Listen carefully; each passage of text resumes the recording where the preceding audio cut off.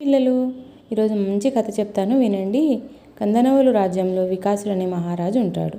యుక్త వయసులో ఉంటాడు. అందగాడు, మంచి మనసున్నవాడు. అదే రాజ్యంలోని ఒక గ్రామంలో ఇద్దరు తల్లిదండ్రులు లేని అక్క చెల్లెళ్ళు ఉంటారు. అక్క పేరు చంద్రిక. గొప్ప అందగత్తె. మంచి మనసుతో, మంచి మాటతో, అందరినీ ఆకట్టుకునే చూపుతో చిన్న బండి మీద పలహారాలను అమ్ముకొని చెల్లెల్ని చూసుకుంటూ ఉండేది. కానీ చెల్లెలు హిమ అక్క అంత అందంగా లేదు. అలాగే అక్కపైన అక్కసుతో, కుళ్ళుతో, కపట ప్రేమతో అక్కను వాడుకుంటూ ఉండేది. అది తెలియని అక్క చెల్లెల్ని ఎంతో ప్రేమగా చూసుకుంటూ ఉండేది. ఒకరోజు మహారాజు గారు తన రాజ్యంలోని సమస్యలను తెలుసుకోవడం కోసం ముసలివాడి వేషంలో రాజ్యమంతా విహరిస్తూ ఉంటాడు.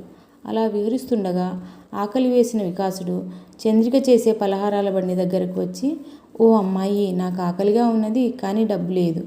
ఏమైనా పలహారాలుంటే పెట్టమని" అడుగుతాడు. అప్పుడు చంద్రిక, "డబ్బుతో ఏముంది పెద్దయ్యా, ఆకలి అంటున్నావు పటు, ఇదిగో పలహారాలు" అని తినమని తన ప్రేమగా ఇస్తుంది. అప్పుడు వికాసుడు చంద్రిక అందానికి, మంచి మనస్సుకు ముగ్ధుడైపోయి పెళ్లి చేసుకుంటే తననే చేసుకోవాలని నిర్ణయించుకుని రాజ్యానికి వెళ్ళి తన తల్లిదండ్రులకు తన నిర్ణయాన్ని చెప్పి వారి ఆశీస్సులతో చంద్రికను వివాహమాడి తన రాజ్యానికి రాణిని చేస్తాడు. చంద్రిక తన చెల్లెలు హిమను కూడా తనతో పాటు రాజ్యానికి తీసుకొని వెళ్తుంది. అయినా హిమ తన అక్కను చూసి ఇంకా అసూయతో రగిలిపోతూ ఉంటుంది. కొన్ని నెలలకు చంద్రిక గర్భవతి అవుతుంది.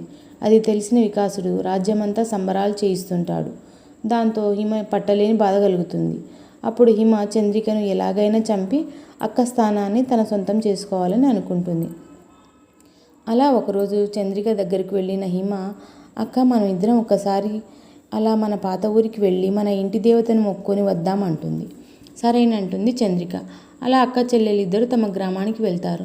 అప్పుడు హిమ, "అక్క, ఒక్కసారి మనం మన పాత ఇంటికి వెళ్ళి వద్దామని" అంటుంది. సరేనంటుంది హిమ. సరేనంటుంది చంద్రిక. అలా చంద్రిక, హిమలు పాత ఇంటికి వెళ్తారు. "అక్క, ఒక్కసారి నీ బట్టలు, వస్త్రాలు, నీ ఆభరణాలు నాకివ్వు. నా వస్త్రాలు, ఆభరణాలు నువ్వు వేసుకో. ఒక్కసారి నా కోరికను తీర్చక్క" అని అడుగుతుంది. "సరే హిమ, అదేం పెద్ద విషయమా, సరే పట్టు" అని చెప్పి తన వస్త్రాలను, ఆభరణాలను అన్నీ చెల్లెలికి ఇస్తుంది. ఇలా అక్క చెల్లెలిద్దరూ దుస్తులను మార్చుకుంటారు. తర్వాత చంద్రిక, హిమ గ్రామదేవతను దర్శించుకొనుటకు గుడి దగ్గరకు వెళతారు. గుడికి వెళ్లే ముందు కాళ్ళను శుభ్రపరచుకోవడానికి బావి దగ్గరకు వెళ్తారు. అదే అదనుగా హిమ అక్కను బావిలోకి తోసేస్తుంది.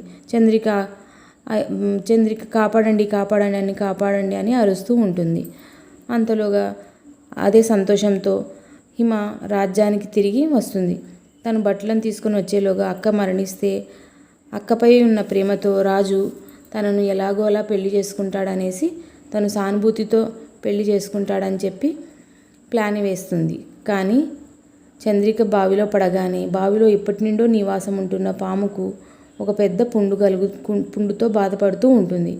బావిలో ఉన్న పాము చంద్రిక కాలు తాకగానే పాముకున్న పుండు మాయమవుతుంది. దాంతో పాము మహారాణిని రక్షించి బావిలో మునిగిపోకుండా రక్షించి కాపాడి బావిలో నుండి బయటికి తీసుకొని వస్తుంది.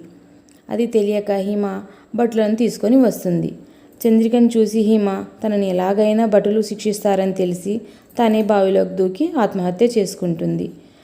చంద్రిక, "ఎంత ప్రేమగా నేను సాక్కున్నా, నువ్వు నన్ను ఇలా మోసం చేశావని" చెప్పి బాధపడి రాజ్యానికి తిరిగి వెళ్ళి వికాసుడు, చంద్రిక మంచిగా రాజ్యాన్ని పరిపాలించి పిల్లా పాపాలతో సంతోషంగా జీవిస్తారు.